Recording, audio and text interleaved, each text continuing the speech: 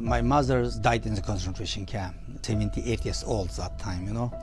Well, she was not activist, she was not politician, she was just a housewife, but brave woman. In 1997, the Chinese regime labeled Uyghur human rights activist Dolkun a criminal and put him on Interpol's list of most dangerous fugitives. After 9/11, they added another label, terrorist. I was detained in so many countries, Germany, United States, Italy, India, Turkey. Is what's happening in the free world, not in an authoritarian regime. He's the author of China Freedom Trap, My Life on the Run. In this episode, he exposes the harrowing long arm of Chinese transnational repression. A couple of years ago, my son, my daughter sitting together, chat, saying, "Do you know, father, no, I'm proud of you. But 10 years ago, even 5, 6 years ago, I hate you. Because we had faced a lot of discriminated. Oh, this is your father? Yes, your father is a terrorist?"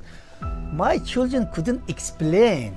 This is American Thought Leaders, and I'm Yanya Kellick. Dolkun, such a pleasure to have you on American Thought Leaders. Thank you very much. It is my pleasure.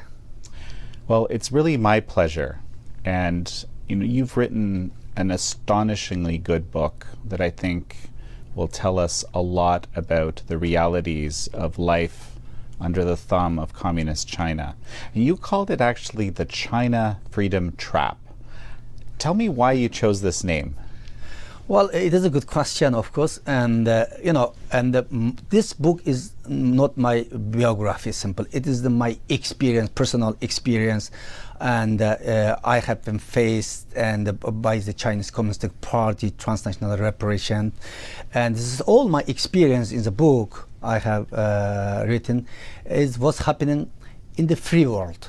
Not in an authoritarian regime, for example, Central Asia or some other country. I was detained in so many countries. This country, all democratic country. Germany, United States, Italy, for example, India, and Turkey, Switzerland. So that's why I give this name is a China Freedom Trap, because it's happening in a free country. So I would like to share my experience to warn the world. Look, if I'm the citizen of the democratic countries, I'm living in a free world, but still I have been subject and suffering by the CCP long arm. So that's why I give this name of this book. That's amazing. And I mean, when you talk about long arm, it's long arm over decades. Yeah. And you mentioned a term called transnational repression, and you hear that in human rights circles. I've been hearing it for decades myself. But what does that actually mean? Well, this actually mean in the one country, particularly is any authoritarian country, use its power, use international system, use its diplomatic power, economic power, and misuse international system to trying to control people who is living in the diaspora or asylum seeker, and also same time this transnational repression also get destroyed and in the civil society of the democratic society, and also trying to influence the rule of law. This is my understanding. I'm not expert for the term, but I'm always a person who suffering by the transnational repression. Right. Yes. Well, no, so you are an expert actually, because you've experienced it. And yes, this is, I mean, your whole story started in 1988. This is a long story. Yes. But tell me about that. Yeah. Well, I was a student in 1980s. I studied physics. Xinjiang University is a physics department. Before I came to the Xinjiang University, many Uyghurs like me, and even myself too, we Uyghurs is second-class citizen in China. Mm-hmm. We didn't know. Actually, I didn't have more idea what kind of right we have. We think, we are second class. We should not have an equal right with the Chinese people. This is the most of some people thinking like, because they have never enjoying equality, particularly occupation by the Chinese Communist Party even before Chinese Communist Party, Kuomintang time, also a lot of discrimination. You know, Manchu Empire time also. Right. So we suffering a lot since many years. So that's why. But when I came to the university, 1984, then and the change in my mind, because we every Wednesday afternoon we have a political class in China. This political class sometimes we learn Chinese constitution and the autonomic law. Oh, we read Chinese constitution and the Xinjiang Uyghur autonomous law.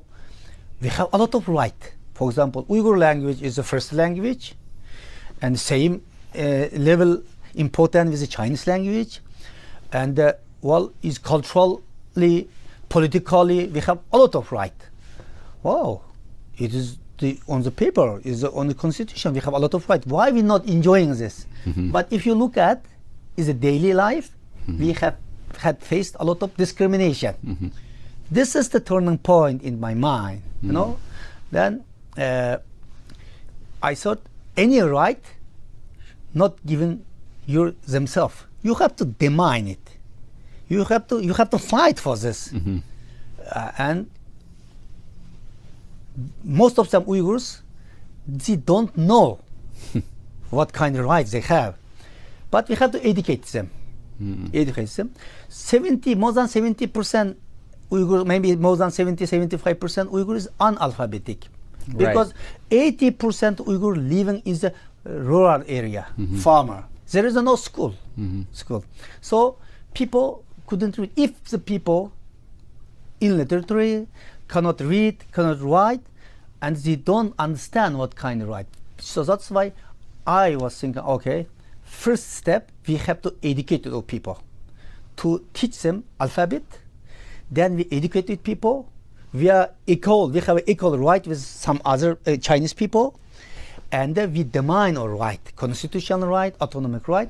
This is my opinion, and I discussed my my colleague, my friend, that we established Student Cultural Scientists Union. We mobilized thousands of students during the summer and winter holiday, voluntarily went to the rural area, farmer, and the teaching. We started, but we are really started our activity.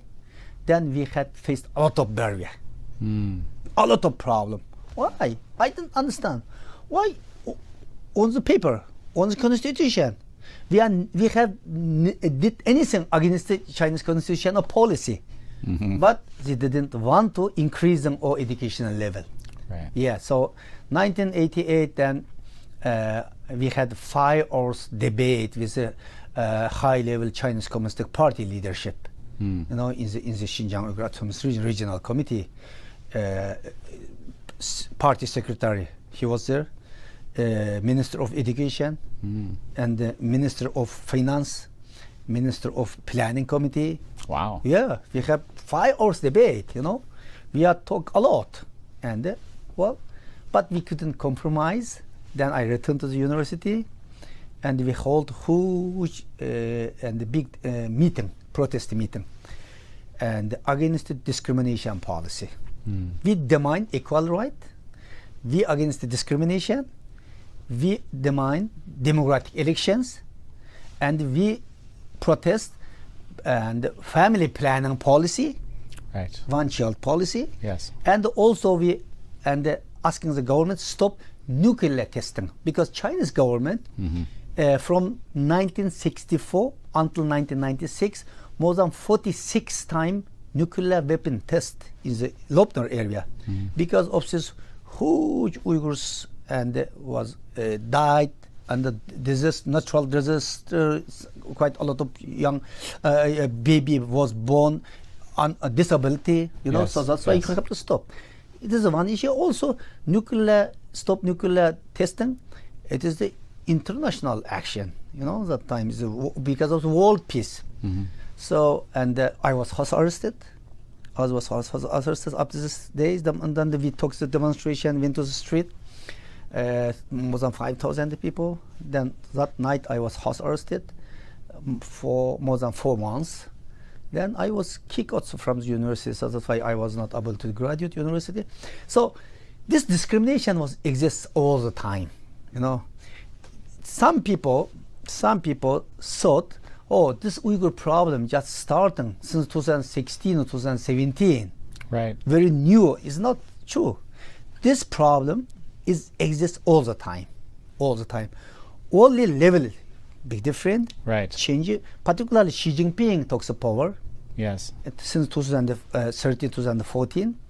This China's government, the policy against Uyghur discrimination, assimilation policy change into genocidal policy. Yes. Before, no concentration camp. Yes. Before, not in the million Uyghur children separate from family. But education level, daily level, we have faced discrimination. So, and then we were starting 1988, this demonstration. I was kicked out from the university. Well, this is the short story on my activism. Yes. Right. Well, so before I continue with your story, because a big part of your story is, how this arm of the CCP just followed you wherever you went in life afterwards, and it's absolutely fascinating. Before we go there, I want to talk about this. So, we know what happened in '89 in Tiananmen Square. Yes. It was a student movement. And afterwards, right, China under the CCP got the message from the US and from other countries that actually we're not going to worry about that so much. Right? That's my observation. Then in 1999, they started persecuting the Falun Gong. Yes. And then they get the same message. Yes. We're not really going to worry about that so much. And with the Tibetans, yes, same situation. Even after 2008, after the big demonstration by the Tibetans, they really tried to smash that movement, right? Yes. Through the transnational repression. Yes. So, and still, I don't see many countries really being too concerned about this, right? So my theory is that that's what escalated. Of course, the Uyghurs have been persecuted the whole time. But then, once we get into 2014, 2015, 2016, they get this, extreme solution, but I think if the world had responded to these other persecutions before in a meaningful way, maybe this would never have happened. I don't know what your thoughts are. Yes, completely agree with you. Yeah. Chinese government not coming to this level. Today, Chinese government commit genocide against Uyghur, cultural genocide to the Tibetan, and persecution Falun Gong practitioners, and also human rights defenders, human rights lawyer in China. Is it today Taiwan's sovereignty under dangerous by the CCP? Hong Kong democracy disappeared. Right. This is all not coming within 1 day, as you say, step by step, step by step, step by step. China testing the world. For example, for the Uyghur prospect, and after Xi Jinping took the power since 2013, and 2014, first step he launched 1 year Strike Hard campaign. Right. Yes, Strike Hard campaign. Well, we made statement. We doing advocacy work. UN made statement. Human Rights Council, and my colleague visiting is a congressman or senators or State Department. She listening to us. Same things. I traveling to around the world, the European country. We talking. This is is very soft reacted. Actually, no one really strong takes a position for this. And Xi Jinping said, "Oh, okay, I'm strong good enough. Entire world need my money. No, I'm strong enough power, so I can do anything." No, then 2016, start 2014, 15, for example. Today is Ramadan, internet. People cannot fasting. Cannot fast. This started 2014, 2015. Forbidden fasting. And also, normally during the Ramadan time, Uyghurs, restaurant was closed until dinner time, is a break in Ramadan. Then you have to open the restaurant. You have to display, you have to sell the cigarette and the alcohol. And remove the halal sign from the restaurant. The testing, not single reaction from the Muslim world. Any religious entity. Oh, okay. Then next second step, and 2017 this collected all Quran and textbook. textbook, So no single reaction from the Muslim world, and Xi Jinping thought, okay, and it's good. Then testing Western world, collected passport, for example, shut down the internet. Turkestan, we cannot calling all family members, No reaction. A few Human Rights Watch, Amnesty, some international organization just published report or statement, but not a country. Is a UN. Nearly no country is reacted for this. And Xi Jinping said, okay. Then it puts millions of people to the concentration camp. Before this, as I said, and Falun Gong, and it was cracked down by the China. This time also, okay, some countries speaking of very, very empty statement, but we have never seen real action against the Chinese government, not warning for the China. This is and the China, I'm not enough strong, nobody take. Then is 2016 is 2019 is Hong Kong democracy movement. That's right. That's right. Yes, this is international convention. According to the international convention, Hong Kong's democracy is one country, two systems should not be changed until 50 years. But we have seen up to more than 20 years later, change everything. So this is the situation, because really in international arena, or particularly democratic country, just ignored it. Yeah, because of temporary benefit, because of some money, because of the business, because of business. And there is one thing I have to emphasize, and China, it's second big economy, but Tiananmen massacre time, 1980s, beginning of 1990, yes. That time China was not second big economy. China need Western technology, that's right, Western money, Western investment. So that time, after Tiananmen massacre, in the US and the European Union sanctioned to the China, it was not good enough, just a sanction some, and China didn't say nothing, because China need Western money, technology. And the US leaders, particularly Clinton time also, most of some US leaders saying, China, if economically developed, this economic developed bring maybe political reform. Yes. Yes. But China is economic developed. China is second big economy. Use it as this power and example for authoritarian regime. Right. China impose, it is authoritarian regime. That's a symbol. No. This China is model. I went to the UN Human Rights Council all meeting all the time. Wow. It's more authoritarian countries, more voice than democratic country, unfortunately. Right. Human Rights Council occupied such a country, led by China. Everyone is, China is great, So this is the big responsibility, is led by US and the European country, and just the wrong interpretation of the CCP and the temporary benefit give a lot of opportunity to China. Then now China, CCP, not only threat Falun Gong, Uyghur, Hong Kong, Tibetan. Today, CCP already threat national sovereignty, United States. National sovereignty, the other neighboring country. Threat was global democracy. Threat is a human right. Yeah. No, and around the 89, right? This is where, by the way, the same day of the Tiananmen Square massacre was the same day of the first post-communist democratic elections in Poland. Yeah. So Poland, your Central European countries went one way, China went a different way. But it's like the West or America kind of got drunk on the idea that we have the best system and everybody will become like us. The end of history was Francis Fukuyama's idea, right? So there was a kind of an ideological thing there too, but I think the money is also important, like you said.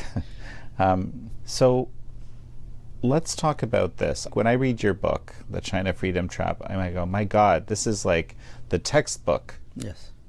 to show how that could work, right? Because basically the moment you went into exile, as your problem started. I mean, you know, one big problem left. I mean, you lived, right, which wasn't necessarily guaranteed. But then, so tell me about what happened once you left. Well, once I left from China, I left 1994. You know, after I left, of course, and the whole my family is suffering a lot. Yeah, and my family is monitoring, watching by the Chinese police 24 hours. All Uyghur traditions of a relative all the time visiting each other's, you know, and shows respect to the elderly people. This is our tradition, and we have a lot of relative. But anyone, or family friend, or relative visit my family, my parents, then next day is police and deteriorates them, questioners them. Why are you visiting? What did you to talk? You know, then people scared, even relative also scared to visit my parents. So we can say is my parents, my family isolated by the society. Mm-hmm. Yeah, society. This is the one thing. Yeah. For me in exile, yes, China put my name to the Interpol. 1997. 1997 is nearly no one who is Uyghurs. What is this problem? But CCP thinking so long, so future, you know? Right. Maybe we have to cut, we have to stop at the beginning. That time not exist World Uyghur Congress, World Uyghur Youth Congress. I was the co-founder of World Youth Congress. We don't have money, we don't have a capacity, you know. Our advocacy capacity is very low. Even we don't have experience to the UN or some international advocacy. We are mostly doing community work, you know. Community work, okay, sometimes we are joining some international conference, cooperate with Tibetan people, that's all. But China, my name, 1997 to the Interpol. I didn't know. First time, 1999, that time I had a refugee status. Mm-hmm. Travel document. I was not German citizen because I came to Germany as political asylum seeker. Yes. Yeah, so I got one invitation, one conference to United States. I went to the Frankfurt for U.S. General Consulate to visa application. I give my passport, all document. I'm waiting. After 30, 40 months later, security guys just coming to me. Come on with me. I was surprised. What happened? My passport is inside. I have to wait. No. And very rude. Took me out from the U.S. General Consulate in Frankfurt. I saw there is a German police car waiting, you know. Yes, and the German police, please, you come to us to the police station. Sure, okay. And one of my friends with me, he want to come. No, you cannot take this police car. You can separately give the address. They took me to the police station. Well, at the beginning, German police also make joke with me. Oh, there is maybe some small misunderstood or miscommunication. Right. And they asking me joke. Did you kill someone? I never imagine. Whole my lifetime, I never killed any chicken. You know, how can I kill the people? It is and well, joke, and they are also. And searching and talk some place 2-3 hours later, and very normal everything. But a couple of hours later, this police came to me, shows one papers. It is you. I look at is my pictures and my name in the paper. My name of my parents, address my hometown.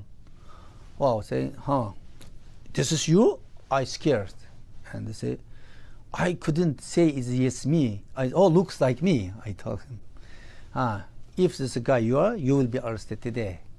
And just if I can jump in, because this paper that you were looking at was an Interpol red notice. That time I didn't know what is Interpol red notice, right. You know. Yeah. Just show something. Then police tell me, you have an arrested warrant by the Interpol. Then I was shocked, yeah. And I called my lawyer immediately, and he talked.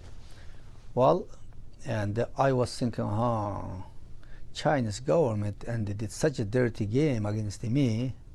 I was thinking, how many years? Because police told me, if this guy you are, you will be arrested. Told me, how many years I will stay in the jail? Okay, I'm ready to stay in the jail in Germany, but and if send me back, extradite to China, what should I do?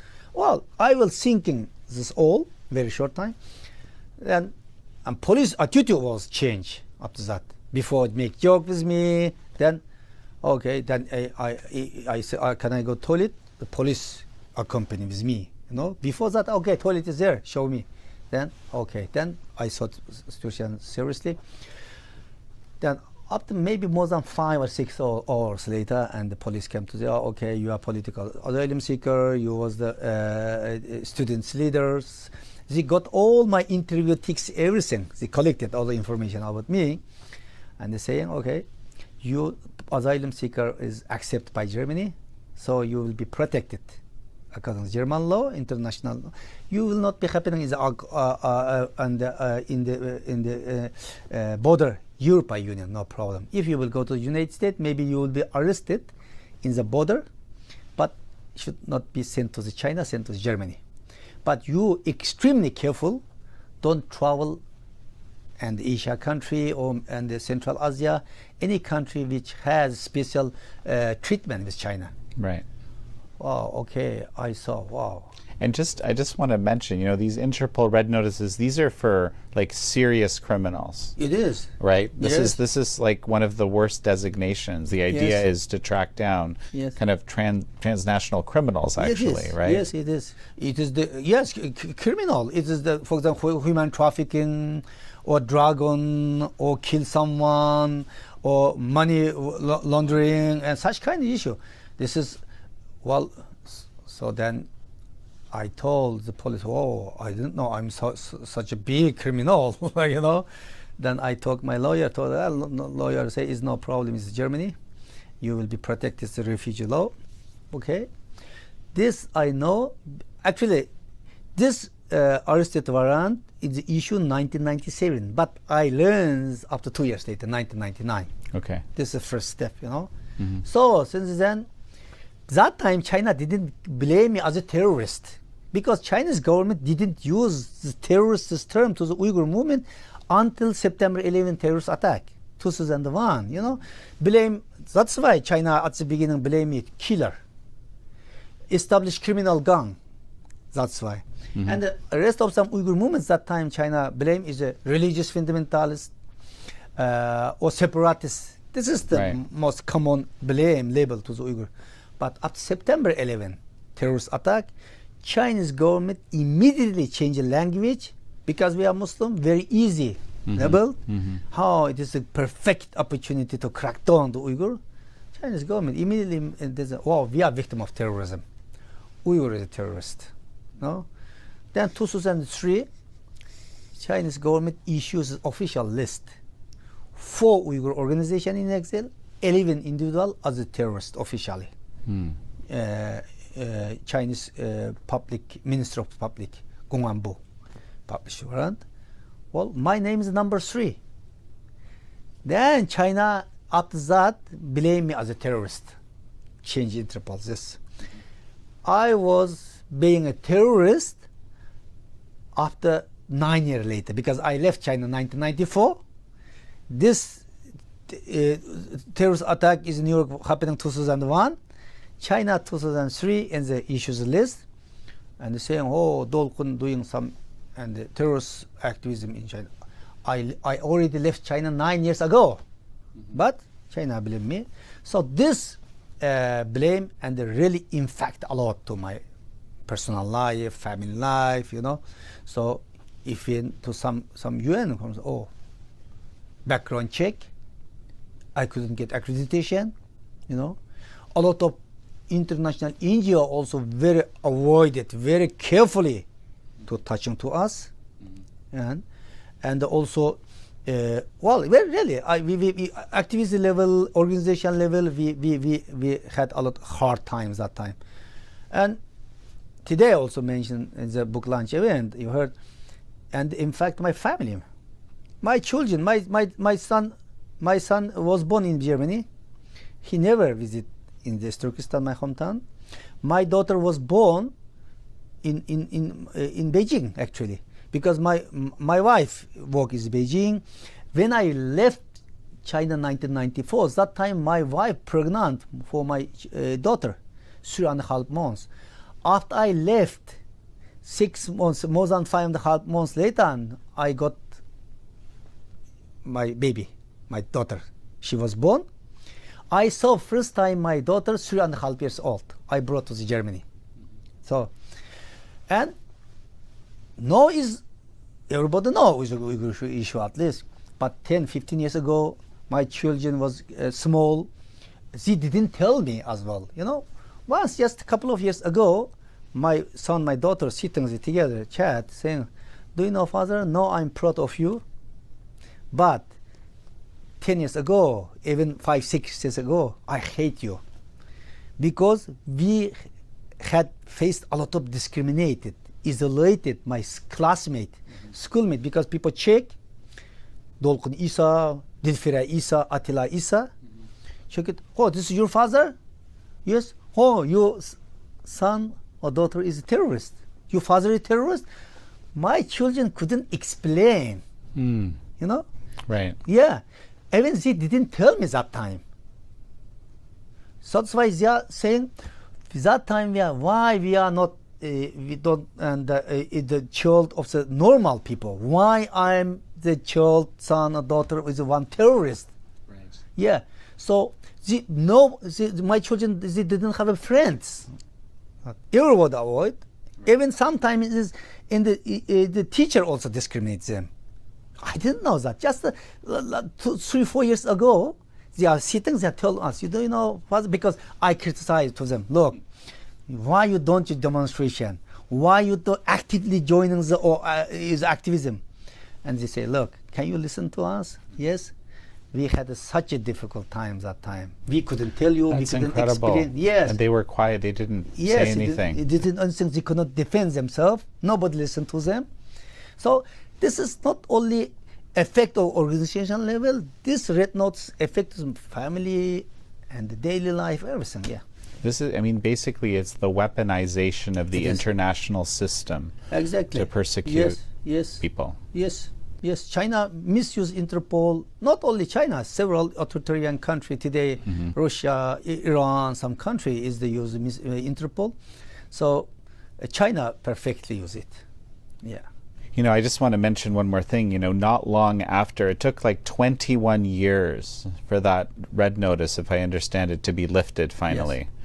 But when it was lifted, there was, at the time, actually the head of Interpol was Chinese. Now, wait a sec. This is, I still have trouble saying this because it's sort of a blow your mind idea, right? That this totalitarian dictatorship put up the head of Interpol, of the international police body. It was run by them. Yes. Right? But soon after your red notice was lifted, that head of Interpol went to China and was frankly never heard from again. Yes. Which is again crazy, right? He was still the head of Interpol. Yes. And he disappears and no one knows what happened. I mean, later we learn what happened. Yes, exactly. Yeah. But that's itself is a crazy story, right? Yes, so that's why time to time when I talk some conference saying is actually in Meng Hongwei, he wanted arrested me, but no, he's in jail, I'm free man. Yes, this is the... I mean, they said that he was corrupt. Yeah. Right? But, you know, that can mean anything over there, as we know, right? Because you were marked as a terrorist. Yes, yeah. This after Meng Hongwei disappeared and jail, and some media also write something, because when he couldn't stop my Interpol red notice was cancelled as a president, then the Chinese government and cannot tolerance him. This is the reason why Meng Hongwei was arrested. Maybe I don't know. Maybe this is the one reason. Maybe I don't know. To be honest, but yeah, it is true, and because of course, Interpol, it is a big shame, you know, is such a huge organization, is a president of the, from China. Yes, one of the authoritarian countries. This is not acceptable. So it is not only Interpol, it is the example. It is quite a lot of international organizations very corrupted. You know, there were these, you know, what they called Chinese police stations, yes, right? Yes. But Chinese human rights defenders were exposing them. We knew about them as well. Actually, in many countries, there's these things exist. Yeah. So it's basically kind of a partnership with Chinese police, Chinese state security, and the local police. But in some cases, in many cases, it's in liberal democracies, right? What do you think about this practice of pairing? You know, in some cases, there's even paired patrols in tourist areas, these kinds of things. What do you think of this? Well, General? yes, this China is a very perfectly misused, is a democratic countries, and liberalism is a freedom of expression. This is misuse the democratic system, the rule of law, you know. So as you said, more than 100 police station is funded. This we talking at the beginning. It was not new for us. Mm-hmm. Yes, we didn't say it's a Chinese police station, but we say Chinese long-arm transnational repression is coming to the Germany, because I'm living in Germany. Oh, 15 years ago. We know that because Chinese police coming like is business, like businessmen, coming to the Munich event, meet some member of Uyghur community, offer cash to them, and offer to the you can travel to Uzbekistan, you can make business. Yes, you bring the singers, then up to your sold, then you can pay this money, you know. So this started many years ago. We reported to the German police. They are not very take care of us on this. Oh, okay, just listen to us. Were they trying to lure people back, or were they trying to compromise people? What was the plan there? All different. Yeah. Yes. Sometimes the Chinese police is coming as I say, as a businessman status, you know, and Sure. make friend slowly. Oh, okay. Then later, we can make business, and sometimes really police and the threat to the you have to stop silence. You have to cooperate with us. Other way, because most of some Uyghurs family is Uzbekistan hostage, you know. So and if you don't cooperate with us, you have to think in your family member. Right. Yeah. Then weaponize this also. Then they cooperate. Yes. Dolkun, if I might mention, since we're talking about family, I do want to mention someone that's very important, which is your mother. Yes. And you know, your mother, you know, God bless her, because she supported you all the way through it, I think knowing what the risks were of doing that. So just tell me a little bit about her, because you say she was the most important person for you, right? Yes, yeah. My mother's died in the concentration camp. It's 78 years old that time, you know. Well, she was not activist. She was not politician. She was just a housewife, but brave woman. When I was starting pro-democracy movement in Uzbekistan 1988, I was kicked out from the university. That time is some students is kicked out from university, looks like no future. Everybody, but maybe this person is no future. That time, but my mom and support me. Yeah, you're my son. I support you. You didn't wrong. So, how many mother can encourage the son? This is the question. But my mother encouraged me, not like my family member. If that time, when I kick also from university, she can angry, you know, for me. Oh, you are a student, you have to silent, you have to study. Why you make such a trouble? She can angry with me, you know, and because there is that time no private company, you know, no, I couldn't find job.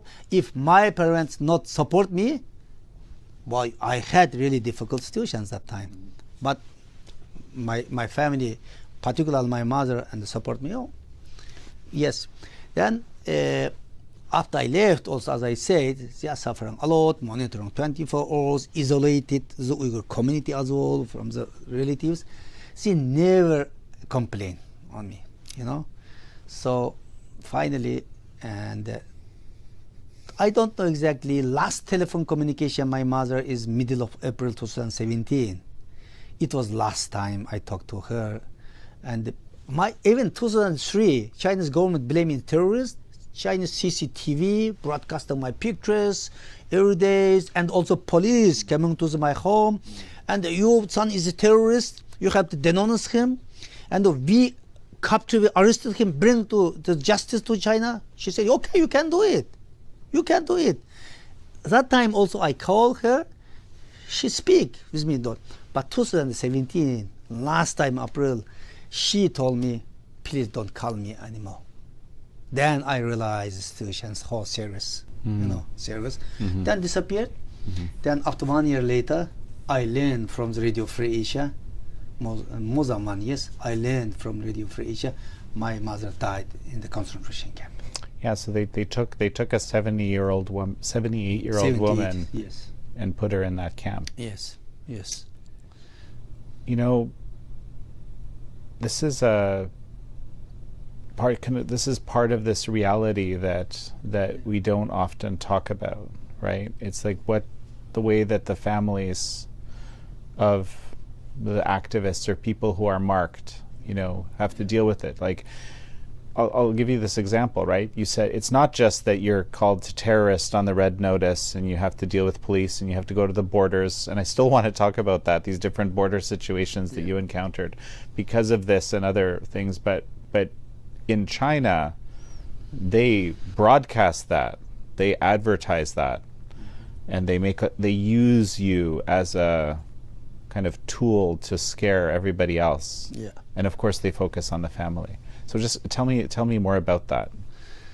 Well, China, as I said, and used the family member hostage, and all Uyghurs maybe is the same situation as the Tibetan, maybe Falun Gong, all, and use the hostage family member and trying to silence to them, and not only silent, it's cooperate with the Chinese government. Yeah, so Chinese government, and before 2016, Uyghur community who already got U.S. citizen or German citizen or some other citizen, obviously got a visa to travel to China, visiting family member, but they are landed.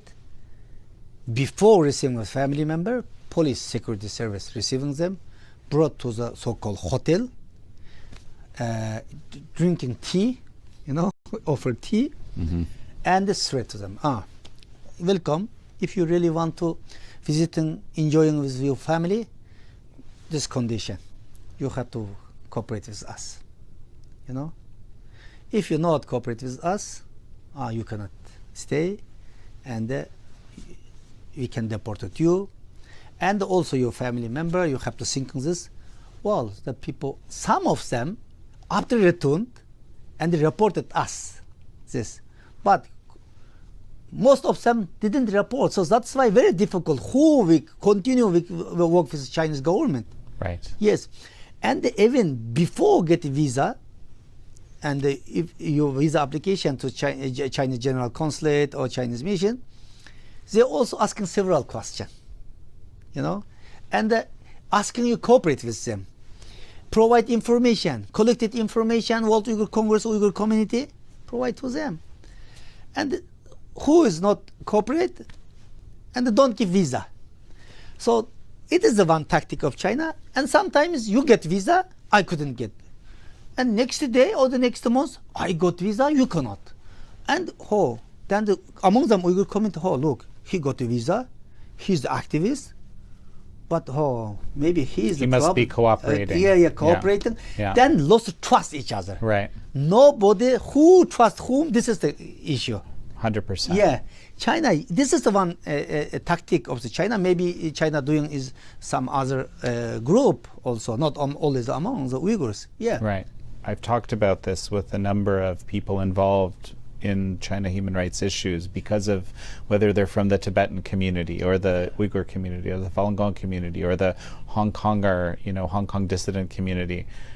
There's always this attempt to break the communities from the inside by co-opting people, by using these pressure tactics, by doing this was very interesting what you said, by sort of making people doubt each other in very kind of sneaky ways. Like maybe the person is innocent, but they'll get the visa this time, but now they're going to be suspected. Anyway, you know this better than I do. I don't need to.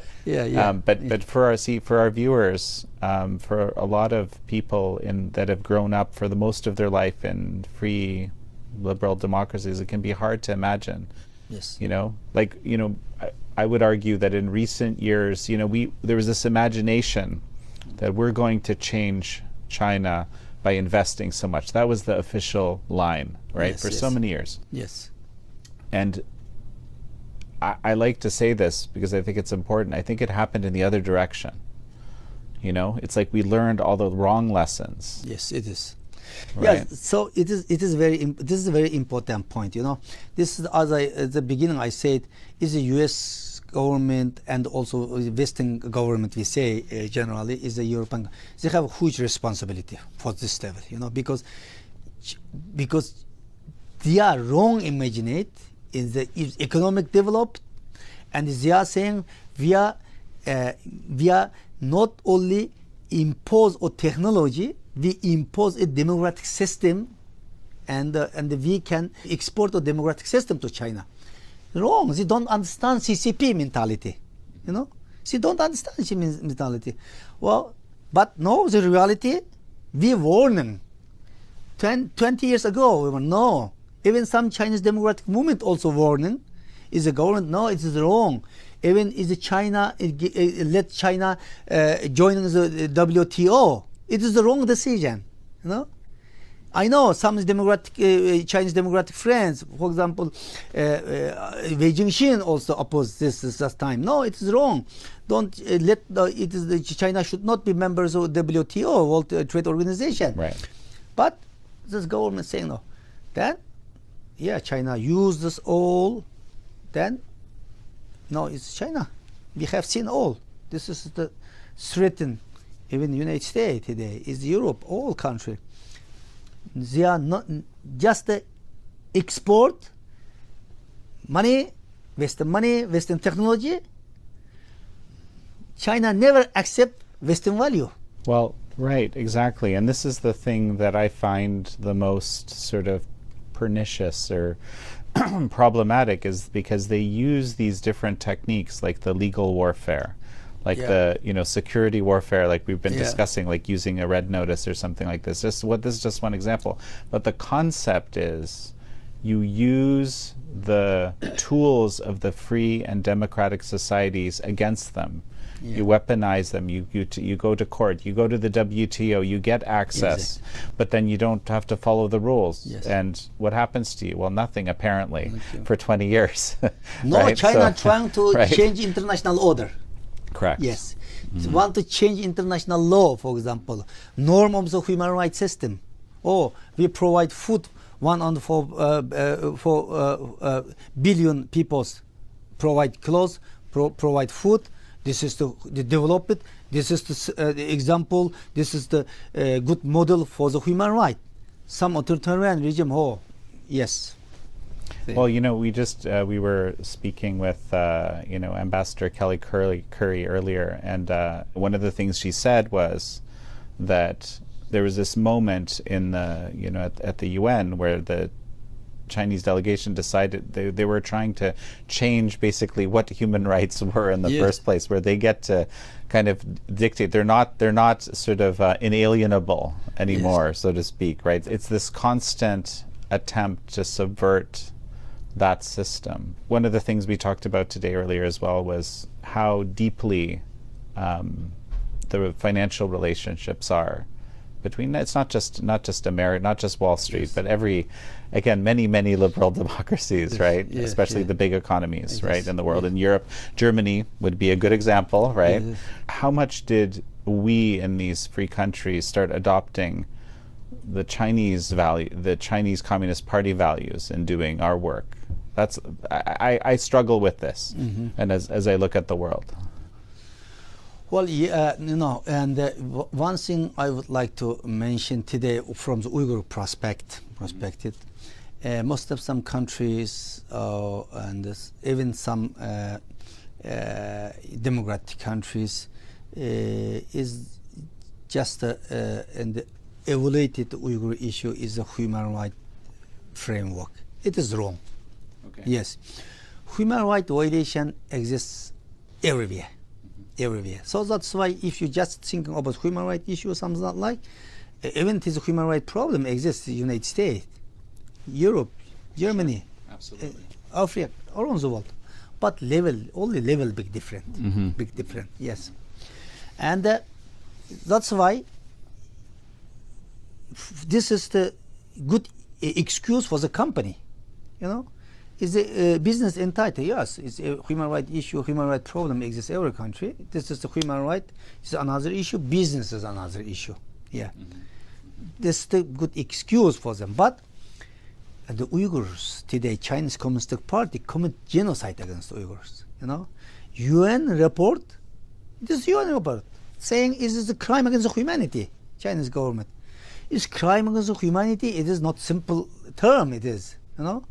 Genocide is Uyghur tribunal within 18 months collected 100,000 page document, more than 500 people's testimony, and 2021 December 9, and Uyghur tribunal make judgment saying it's Chinese government commit Uyghur against Uyghur commit genocide and the crime against humanity and torture.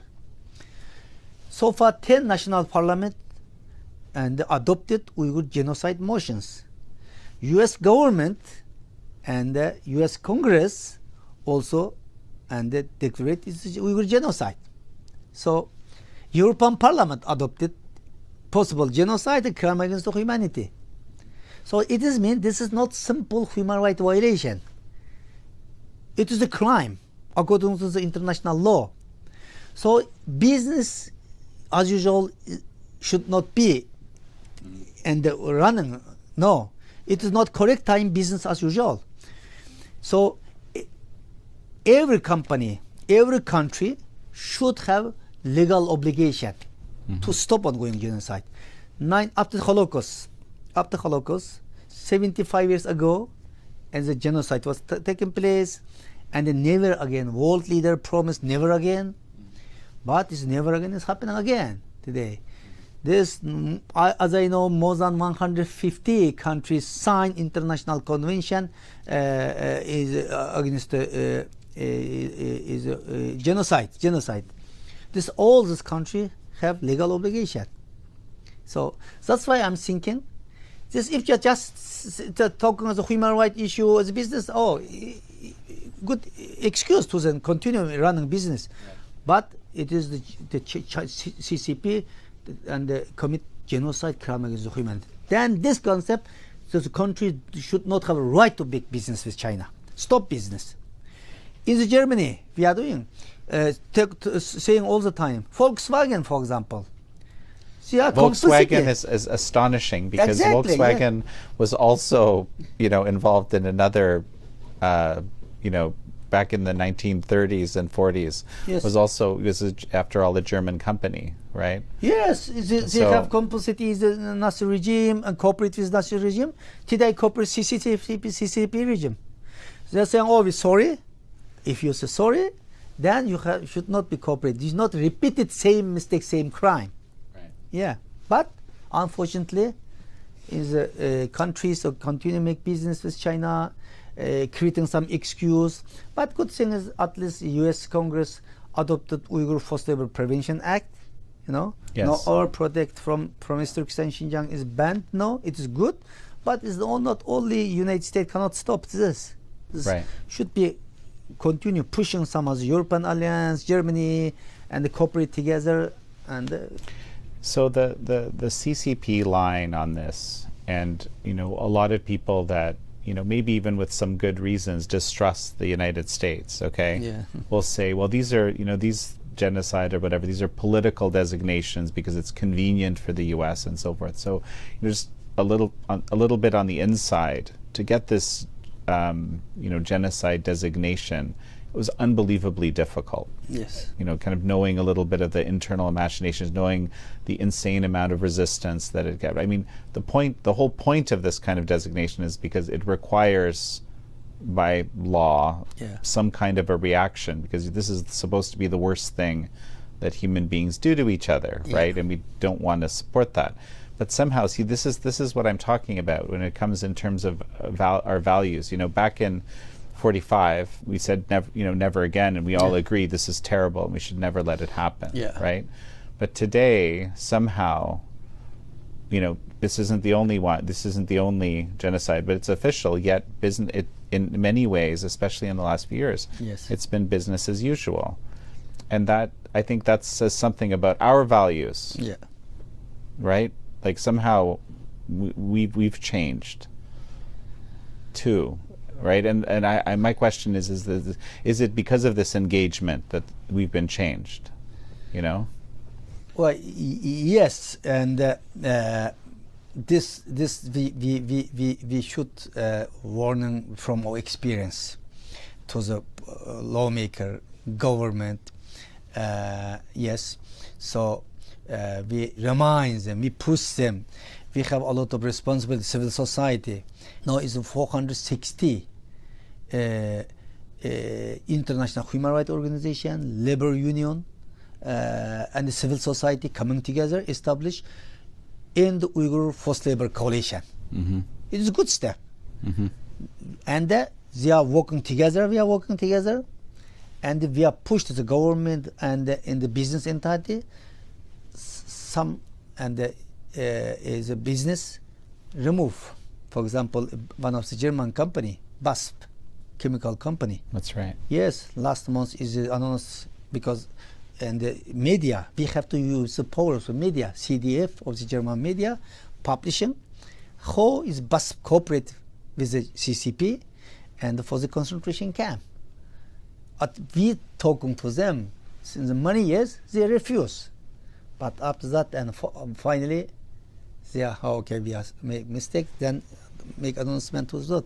Another robot company also removed. This is a good step. And the H&M is a Swedish company. Yes. Also stopped buying the cotton because globally 25% cotton textile coming from Uyghur forced labor. Yes, globally. 85% cotton in China from Uyghur forced labor. Adria Zans, Laura Murphy, as a lot of respectful scholar use the Chinese resource and made a report. So we asking, and some company, so some is and remove and quit business with China. It's good step, but it's not good enough. At least 700 international brand have a direct link with Uyghur forced labor.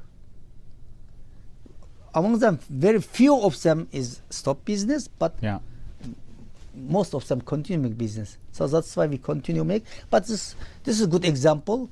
We have seen some power of the coalition.